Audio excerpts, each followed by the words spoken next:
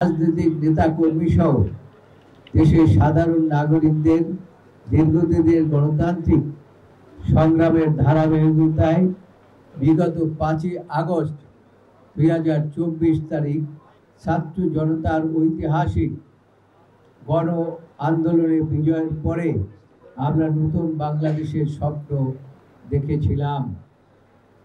এখানে যে জিনিসটি আমরা লিখি নাই সেটা হচ্ছে ছাত্র জনতার সাথে, যদিও আইনজীবীরাও জনতা, কিন্তু তারপরে আইনজীবীদের ভূমিকায় ফ্যাসিস্ট সরকারের পতনের জন্য ছিল অন্যতম, এবং তারা মামলা মোকদ্দমায় জর্জরিত ছিলেন এবং জেলখানায়ও আবদ্ধ ছিলেন দীর্ঘদিন। কাজেই তাদের ভূমিকাও জাতি অস্বীকার করতে পারে না। আমাদের প্রত্যাশা ছিল ফ্যাসিবাদী শাসক যেভাবে দেশ থেকে পলায়ন করেছে, সেই ফ্যাসিবাদের দোষর উচ্চ আদালত এবং নিম্ন আদালতের বিচারক ও স্ব পদ থেকে স্বেচ্ছায় অব্যাহতি নেবেন, অথবা ছাত্র গণ আন্দোলনের মাধ্যমে গঠিত বর্তমান অন্তর্বর্তী সরকার বিচারাঙ্গনকে ফ্যাসিবাদ মুক্ত করবেন। এক্ষেত্রে সরকারের পক্ষ আইন, বিচার এবং সংসদ বিষয়ক মন্ত্রণালয়, স্বরাষ্ট্র মন্ত্রণালয় অগ্রণী ভূমিকা পালন করার কথা ছিল এবং আমরা তাই আশা করেছিলাম। প্রিয় সাংবাদিক বৃন্দ, আপনারা জানেন বিচার বিভাগের প্রত্যক্ষ সহযোগিতা পলাতক শেখ হাসিনা দেশে ফ্যাসিবাদ প্রতিষ্ঠা করেছিল। বিচার বিভাগ তাদের উপর অর্পিত সাংবিধানিক দায়িত্ব পালন করলে গণতন্ত্র ধ্বংস হতে পারত না। বাংলাদেশের বিচার বিভাগ ও গণতন্ত্র ধ্বংসের মূল কারিগর সাবেক প্রধান বিচারপতি জনাব ABM খায়রুল হক। অজ্ঞাত কারণে অদ্যাবধি তাকে গ্রেপ্তার বা বিচারের মুখোমুখি করা হয়নি, অথচ তার বিচার বাংলাদেশের জনগণের ছিল গণ দাবি। এক্ষেত্রে আইন ও স্বরাষ্ট্র মন্ত্রণালয় আজ পর্যন্ত কোনো উদ্যোগী গ্রহণ করেননি। এটা খুবই দুর্ভাগ্যজনক। 5ই আগস্ট 2024 পরবর্তী বর্তমানে যে সময় আপনাদের মুখোমুখি হয়েছি, ইতিমধ্যে 8 মাসের অধিক সময় অতিবাহিত হয়েছে। বর্তমানে অন্তর্বর্তী সরকার রাষ্ট্রের দায়িত্ব গ্রহণের পরপর সুপ্রিম কোর্টের আপিল বিভাগ ছাত্র জনতা এবং গণতন্ত্রকামী আইনজীবীদের আন্দোলনের মুখে ফ্যাসিবাদ মুক্ত হয়, কিন্তু সুপ্রিম কোর্টের হাইকোর্ট বিভাগ অদ্যাবধি ফ্যাসিবাদ মুক্ত হয়নি।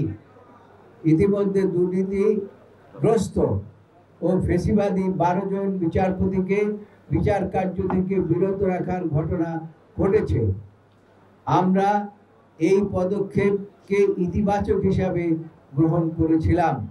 আমাদের প্রত্যাশা ছিল এই প্রক্রিয়ার অংশ হিসাবে হাইকোর্ট বিভাগের যে সকল বিচারপতি বিগত আওয়ামী ফ্যাসিবাদী আমলে আমাদের বিচার বিভাগকে ধ্বংস করে আওয়ামী লীগের এজেন্ডা বাস্তবায়নে সরাসরি জড়িত ছিলেন, তাদেরকেও অপসারণ করা হবে। 2018 সালে জাতীয় সংসদ নির্বাচনের আগে বিএনপি চেয়ারপারসন বেগম খালেদা জিয়া সহ বিভিন্ন সিনিয়র নেতৃবৃন্দকে নির্বাচনে অযোগ্য ঘোষণাকারী বিচারপতি বহাল তবিয়তে রয়েছেন, অথচ নির্বাচনে অংশগ্রহণ করাটা ছিল তাদের প্রত্যেকের সাংবিধানিক অধিকার। আওয়ামী লীগকে প্রতিদ্বন্দ্বিতাহীন নির্বাচনী বৈতরণী পার করানোই ছিল এ সকল বিচারপতির মূল উদ্দেশ্য।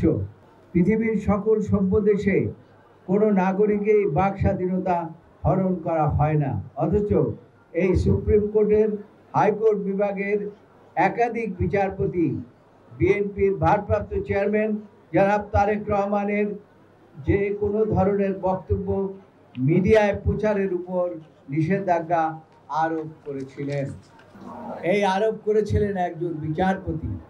এই বিচারপতি কতটা নির্লজ্জ না হলে আদালতের এজলাসে নিজে একটি দলের দলীয় প্রধানের প্রকৃতি স্থাপন করে তা সংবাদ মাধ্যমে প্রকাশ করেছিলেন। অতীতে সুপ্রিম কোর্টের ইজলাসে ভাঙচুর, প্রধান বিচারপতির দরজায় লাথি মেরেছে এমন নির্লজ্জ দলীয় ক্যাডার ও বিচারপতি হিসাবে বহাল রয়েছেন। আমাদের ভাবতে অবাক লাগে, দেশের জনপ্রিয় রাষ্ট্রপ্রধান এবং স্বাধীনতার মহান ঘোষক শহীদ রাষ্ট্রপতি জিয়াউর রহমানকে ডাকাত দলের প্রধান হিসাবে আখ্যাদানকারী বিচারপতিও বিচার কার্যে এখনো নিযুক্ত রয়েছে।